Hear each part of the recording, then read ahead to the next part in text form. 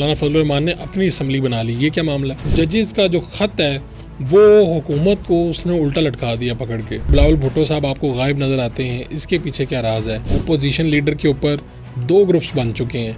ये ग्रुप्स क्या चाहते हैं? पीटीआई के अंदर दरार क्या है? बिस्मिल्लाहिर्रहमानिर्रहीम। मेरा नाम फ़ारूक वड़ाइच और आप मेरा यूट्यूब और फेसबुक चैनल देख रहे हैं।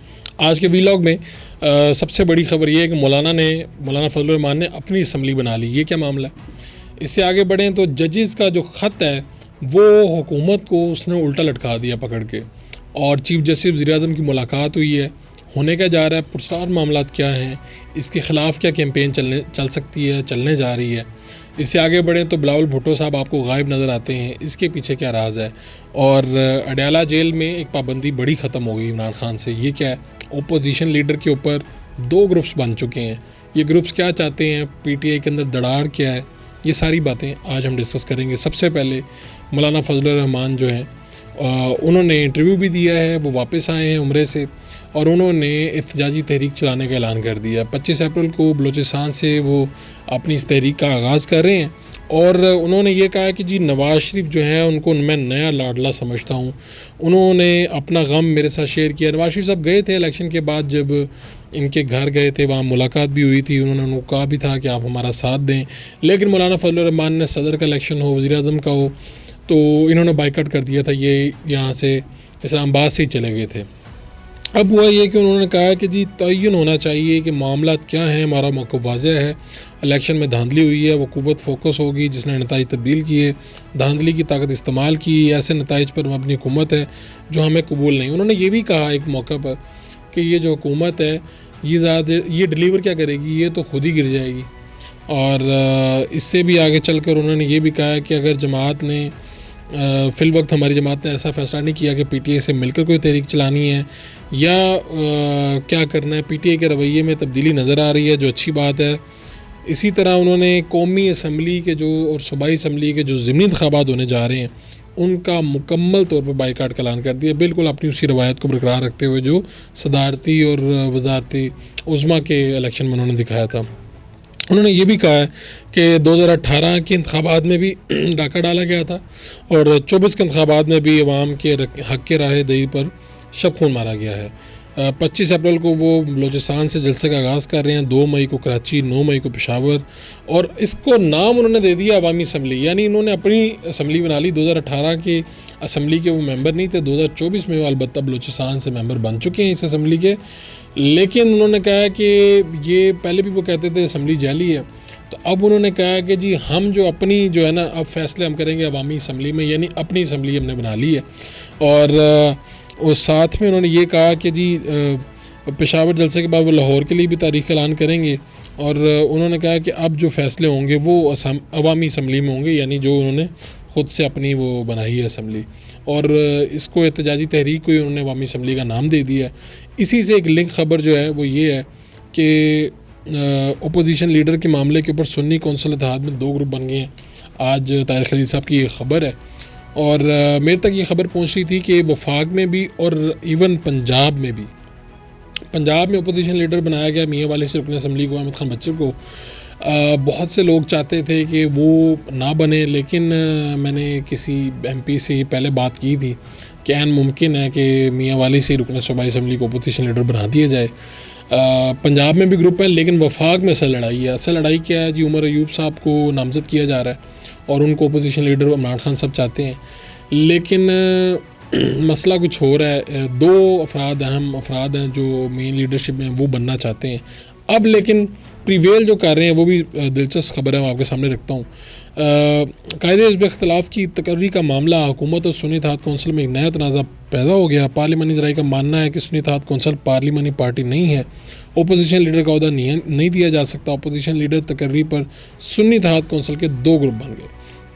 कौमी असम्बली में पीटीआई के हमायत याफ्ता सुन्नी इत्तेहाद कौंसिल के अरकान की तादाद अब 91 हो चुकी है, 91, और वो कहते हैं जी सुन्नी इत्तेहाद कौंसिल पार्लिमानी पार्टी नहीं है क्योंकि सुन्नी इत्तेहाद कौंसिल के प्लेटफॉर्म से कोई एक रुकन भी कामयाब नहीं। इसी एक बात के ऊपर कि जी सुन्नी इत्तेहाद कौंसिल चूँकि एक भी सीट नहीं जीती कहीं पर, सुन्नी इत्तेहाद कौंसिल बेसिकली हामिद रज़ा साहब की थी, वो ख़ुद आज़ाद जीते और फिर बाकी सब भी इसमें शामिल हुए।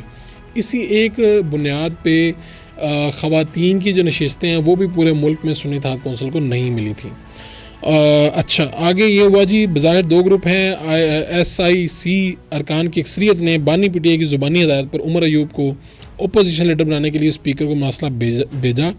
ताहम सुन्नी इत्तेहाद कौंसिल का एक मौसर ग्रुप साबिक स्पीकर असद कैसर को अपोजिशन लीडर बनाने की हिमायत कर रहा है। सरदार अयाज सादिक जो स्पीकर है उनको पैगाम दिया गया कि सुन्नी इत्तेहाद कौंसिल को अपोजिशन लीडर का ओहदा देने के मुतनाज़ मामले के हल के लिए वजारत कानून से भी राय तलब की गई। कहा जा रहा है मौलाना फजलुर रहमान अपोजिशन लीडर बन सकते हैं।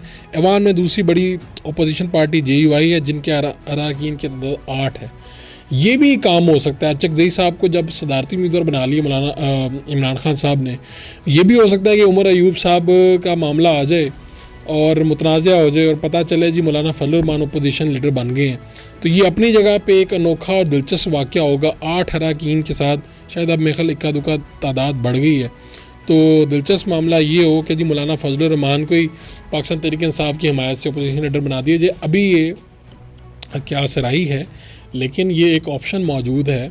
इमरान खान साहब सरप्राइज़ देने में बिल्कुल एक मुकम्मल रखते हैं। उनका ये कह सकते हैं कि आप उनका हमेशा से ये तो इम्तियाज़ रहा है कि वो सरप्राइज़ देते हैं। ये भी एक सरप्राइज़ हो सकता है। उमर अयूब साहब को ताहाल उन्होंने किया है, लेकिन अभी तक कोई नोटिफिकेशन नहीं हुआ। पंजाब असम्बली में अलबत्ता अपोजिशन लीडर की वो हो गई है, और लेकिन वफाक में अभी तक ये मामला नहीं हुआ। 6 जजेस के ख़त का मामला है। 2 दिन से पूरे तूफ़ान एक मचा हुआ है, लेकिन इसमें भी एक दिलचस्प ख़बर आई है। वो ये है कि ये जो 6 जजेस हैं इनके पीछे पाकिस्तान तहरीक इंसाफ है। ये एक दरख्वास्त आई है, ये एक मामला आया है, और जो कह रहे हैं पुरस्कार मामला ये ऐसे नहीं होते। हम पाकिस्तान में ख़ास तौर पे ये समझा करते थे जब मुशर्रफ साहब के ख़िलाफ़ मूवमेंट आई कि जी पाकिस्तान के अंदर कोई इंकलाब आ रहा है, वकला का इंकलाब आ रहा है, चीज़ें आ रही हैं। बाद में पता चला कैनी साहब उस सारी मूवमेंट के पीछे थे और बेनिफिशरी थे। तो आज भी मूवमेंट तो चल रही है। ये 6 लोग बोले हैं। अलबत्ता पूरे पाकिस्तान में अतर मिनुल्लाह साहब भी तब इधर ही होते थे जब शौकत अजीज़ सिद्दीकी साहब ने बात की थी। वो अब इस टाइम सुप्रीम कोर्ट के मुअज़्ज़ज़ जज हैं। तब वो भी बड़े इंसाफ पसंद आदमी हैं। वो उन्होंने भी शायद उस समय शौकत सिद्दीकी साहब के, मैंने नहीं सुना उन्होंने कोई बात की हो, कोई ख़त लिखा हो। वो भी इस्लामाबाद हाई कोर्ट में थे, सारे मामला देख रहे थे। इन 6 जजेस को भी पता था कुछ ना कुछ। तो नून लीग की अब इस टाइम परेशानी ये है कि इनके ज़मीर इस तरह क्यों जागे हैं। और एक सरफिर वकील हैं, पहले सहाफ़ी थे मियाँ दाऊद, वो इस पर चले भी गए हैं। उन्होंने बाकायदा एक पूरी दरख्वास्त दी है इन 6 जजेस के ऊपर, और उन्होंने ये कहा है कि जी ये 6 जो जजेस हैं इनका ज़मीर ऐसे नहीं जागा। और दूसरी बात ये कि इनका ये दायरा इख्तियार ही नहीं। उन्होंने मियाँ जो दाऊद एडवोकेट हैं, उन्होंने इस हवाले से आइन के आर्टिकल 184 के तहत दायर की है दरख्वास्त में वफाकी पाकिस्तान को सेक्रेटरी वजारत कानून इंसाफ, सेक्रेटरी दिफा, सेक्रेटरी वजारत दाखिला और इस्लामाबाद हाई कोर्ट को इसके रजिस्ट्रार के ज़रिए, जबकि उन 6 जजेस को फ़रीक बनाते हुए मौक़िफ़ इख्तियार किया है कि सुप्रीम जुडिशल कौंसिल को लिखे हुए ख़त में अमूमी नौइयत के इल्ज़ाम लगाए हैं, जिससे ये तासुर उभरता है खुफिया अदारे पूरे मुल्क के अदालती निज़ाम को कंट्रोल कर रहे हैं। दरख्वास्त गुजार के मुताबिक फाजिल जजों की जानिब से लिखे गए ख़त के ज़रिए अदलिया की कमज़ोरी और अवामी इत्तेमाद को कमज़ोर करने की कोशिश की गई है। ख़त में सिर्फ एक केस का हवाला दिया गया, जबकि तासुर ये दिया गया कि खुफिया अदारे इंतज़ामिया पाकिस्तान तहरीक इंसाफ के मुकदमात पर असरअंदाज हो रही हैं। दरख्वास्त गुजार के मुताबिक खुफिया अदारों की अदालती कार्रवाई में मुदाखलत के खिलाफ इन 6 जजों के सुप्रीम जुडिशल कौंसिल से रजू करने के अमल ने सारे मामले को मशकूक कर दिया, क्योंकि निज़ाम अदल से वाबस्ता तमाम लोग ये जानते हैं कि सुप्रीम जुडिशल कौंसिल ऐसे तनाज़ात की तहकीकात से मुतल्लिक इदारा ही नहीं है। दूसरी तरफ PTI का मौक़िफ़ ये आया कि इसके ऊपर जुडिशल कमीशन बनाए, हामिद खान हो, बैरिस्टर गोहर हो, ये सारे उन्होंने प्रेस कॉन्फ्रेंस भी की और इसके ऊपर की। लेकिन मैं फिर भी मेरा ये मानना है कि जो खामोशी है, ये जो पुरस्कार मामलात हैं, ये ऐसे नहीं है। उसकी एक वजह ये है कि पाकिस्तानी मीडिया के ऊपर कोई रोक टोक नहीं है। मेरी 2-3-4 चैनल्स में बात हुई है, मैंने उनसे पूछा कि यार ये 6 जजेस का ख़त है, ये चल रहा है। पहले तो जब हम खान साहब की तस्वीर चलाने लगते थे या कोई मामला चलाने लगते हैं, ऊपर से कोई पाबंदी आ जाती है, रोक दिया जाता है। पैमरा से पाबंदी नहीं आती, कहीं और से पाबंदी आ जाती है। तो आज इस सारे मामले पे 2-3 दिन में क्यों नहीं कुछ हुआ, और एक पुरस्कार सी खामोशी है। तो लगता है ऐसे है कि जैसे ऊपर ही कुछ बड़े, कुछ ताकतवर आपस में गुत्थम गुत्था हैं और फिर कोई तीसरा भी फ़ायदा उठाता है। ये सारे मामला चाह रहे हैं। मेरी ये बेचैनी और तशवीश ये है कि अगर ये सब कुछ ठीक हो रहा है और ऐसा 6 जजेस का, मैं ये नहीं कह रहा कि उनको ये मुदाखलत नहीं हो रही होगी, पाकिस्तानी मीडिया के ऊपर अभी तक कोई कंट्रोल नहीं, कोई किस्म का हुक्मनामा नहीं आया, ये मेरे लिए एक पुरस्कार खामोशी है।